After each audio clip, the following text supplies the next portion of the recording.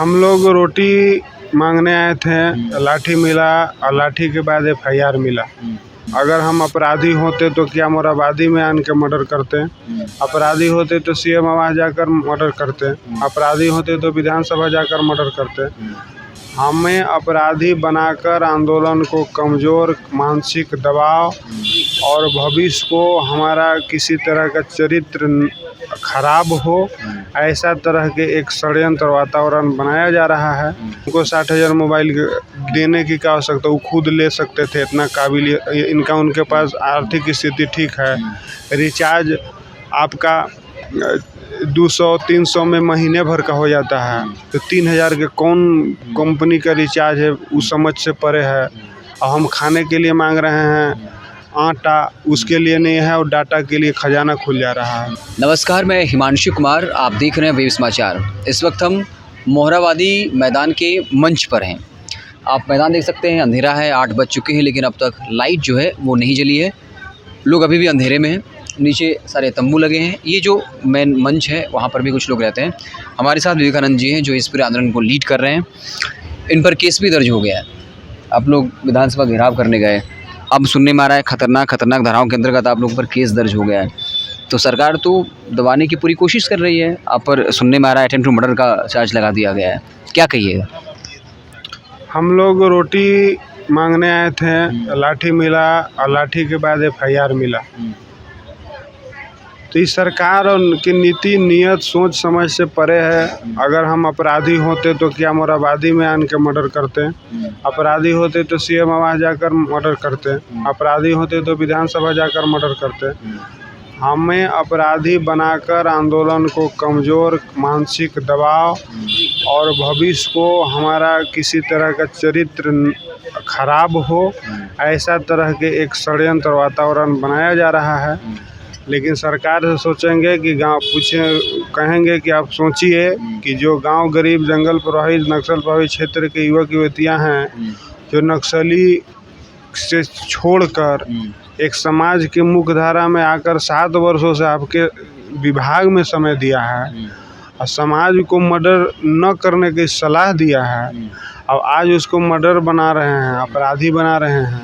वो अपना रोजी रोजगार, आजीविका के एक उचित प्रबंधन खोज रहा है कि एक जीने खाने भर कम से कम एक उचित प्रबंध किया जाए, और उस जीवन यापन आजीविका को आप हत्यारा बना रहे हैं। ये आप एक गलत मानसिकता, शोषणकारी नीति नियत का परिचय दे रहे हैं। अगर आपको रोकेंगे थोड़ा सा, पहले खबर ये आती है कि जो विधायक हैं उनकी सैलरी बढ़ाई जाती है, कोई इसका जो है वो विरोध नहीं करता है। अब एक नई खबर आई है कि जो सचिव स्तर के अधिकारी हैं, विधायक हैं, उनको 60,000 का फ़ोन वो खरीदेंगे, महीने में 3,000 का रिचार्ज होगा। विधायक के पास सैलरी पहले ऐसे हैं, पेंशन है, उसके बाद अब जो है 60,000 का फ़ोन खरीदिए, 3,000 का रिचार्ज मिलेगा।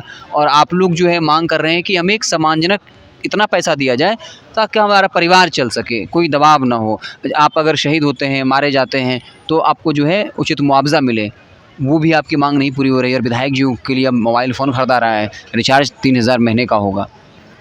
तो यही तो गांव गरीब के बच्चों के साथ आर्थिक अन्याय करके उनको गरीबे रखा जा रहा है कि तुम गरीब रहो ताकि जिंदाबाद जिंदाबाद जिंदाबाद करने होगा। और हम लोग जब अपना हक मांग रहे हैं, अधिकार कर रहे हैं कि नहीं ऐसे होना चाहिए, तो वो हमारा बात नहीं सुनते हैं, बोले कि नहीं ऐसे होगा। अभी 60,000 जिसको लाख, 1.5 लाख, 2 लाख महिला वेतन है और बहुत सी सुविधा है, उनको 60,000 मोबाइल देने की क्या आवश्यकता, वो खुद ले सकते थे, इतना काबिल इनका उनके पास आर्थिक स्थिति ठीक है। रिचार्ज आपका 200-300 में महीने भर का हो जाता है, तो 3,000 के कौन कंपनी का रिचार्ज है, उस समझ से परे है। और हम खाने के लिए मांग रहे हैं आटा, उसके लिए नहीं है, और डाटा के लिए खजाना खुल जा रहा है। तो डाटा से थोड़ी पेट भरेगा, हमके आटा चाहिए, चावल चाहिए, उसके लिए हम पैसा मांग रहे हैं। तो ये ऐसा षड्यंत्र है। हम जहाँ तक समझते हैं कि पूंजीवादी मानसिकता लोग सत्ता में तात्विक रूप से बैठे हैं और एक समाजवाद का आवरण ओढ़ लिए हैं और गरीब का चश्मा लगाकर और दिखते हैं कि हम गरीब के हैं हम समाजवाद हैं और उनका दिल दिमाग में पूंजीवाद है, सुविधा भोगी है। जनता गरीब हो जाओ, भिखारी हो जाओ, बाहर जाकर मर जाओ। कोरोना में कितना मर गया। आज हमारे क्षेत्र में 4 वर्षों से सुखाड़ है, वहाँ ना खेती हो रहा है न आजीविका। विवेकानंद जी, अगला एक सवाल होगा, ये संभावना जताई जा रही है कि जो आप लोग पर केस दर्ज हुआ है, जो इस आंदोलन के मुख्य चेहरे हैं, क्या आप लोग को इस बात का डर है कि आप लोग को जेल भी भेजा सकता है ताकि आंदोलन को ही कमज़ोर कर दिया जाए? क्या गिरफ्तारी का डर आप लोग को लग रहा है कि आंदोलन को कमज़ोर, सरकार बात तो मान नहीं रही है, तो हो सकता है आंदोलन को कमज़ोर करने के लिए आपको जेल भेज दिया जाए? क्या इस तरह का डर आप लोग के दिमाग में चल रहा है? FIR का मतलब ही है कि इनको कानूनन रूप में फंसाना। अब कानूनन रूप में फंसेगा तो जेल स्वाभाविक है जाना होगा। तो इसलिए अंग्रेज भी इसी तरह के षड्यंत्र रच कर नेताओं को जेल में डाल देते, कहे कि आंदोलन शिथिल पड़ जाता था। और उनको जेल और FIR ये सब तो छोड़ के उनको जो 3,000 और 60,000 वहाँ दे रहे थे, उसी में जो हम लोग के 10,000 है, आराम से बैठकर उसमें 19-20 कर देते हैं। जीवन यापन करने पर मेरा भी चले, परिवार का भी चले। उसके बाद हम लोग अपना ड्यूटी में, अभी इलेक्शन है, दुनिया सावन ड्यूटी है, बहुत से काम है, करते आराम से। तो 13,000 देने को तैयार हो ही गए विवेकानंद जी, फिर आप लोग की और क्या मांग थी? उन्होंने कहा कि ठीक है चलिए 25%, फिर आप बोले कोई विधायक जी आए और बोले कि चलिए हमारी तरफ से 5%, 13,000 रुपये आप लोग का बन रहा था। तो फिर क्या दिक्कत हुई? कितनों की डिमांड है? आपके साथी क्या कह रहे हैं कि वो कितना हज़ार होगा जो सम्मानजनक होगा?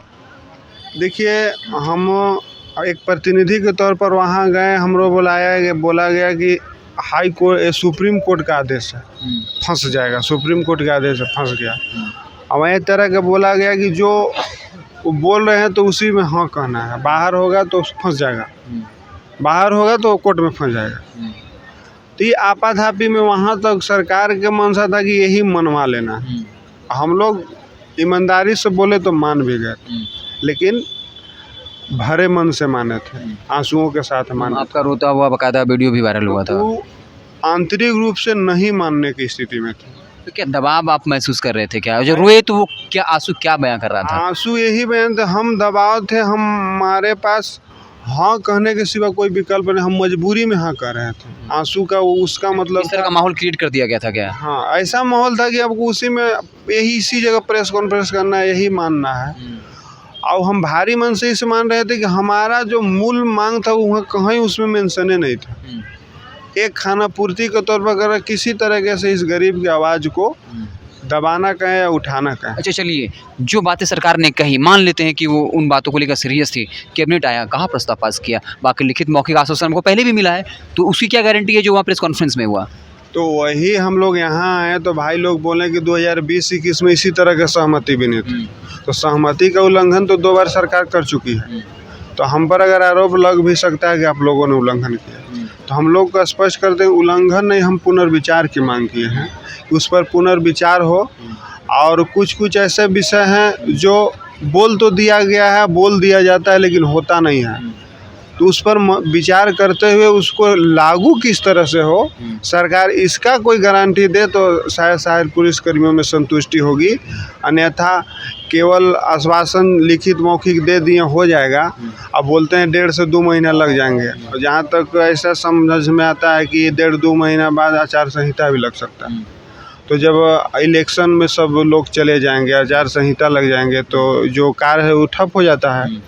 तो एक मनसा हम लोग के डर सताता है कि टालने का एक पूरी तरह से स्क्रिप्टेड कहानी महसूस होता है। अगर इच्छा शक्ति रहती तो आज क्या FIR लॉन्च होने से आप लोग का आंदोलन कमज़ोर होगा?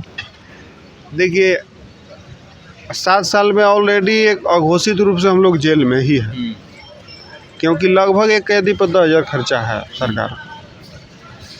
अब हम लोग अघोषित रूप से ओपन जेल में, तो वहाँ जेल में जाते हैं तो हम तो पारिवारिक दृष्टि से और व्यक्तिगत दृष्टि से कमज़ोर होंगे, लेकिन 2,000 की रोजी रोटी लेके हम यहाँ आए हैं। उसके लिए काम करवा के अगर जेल डाल देता है तो हम मंजूर करेंगे कि सभी का रोजी रोजगार की लड़ाई लड़ते हुए अगर हम जेल जाएंगे तो मेरा गर्व की बात होगा।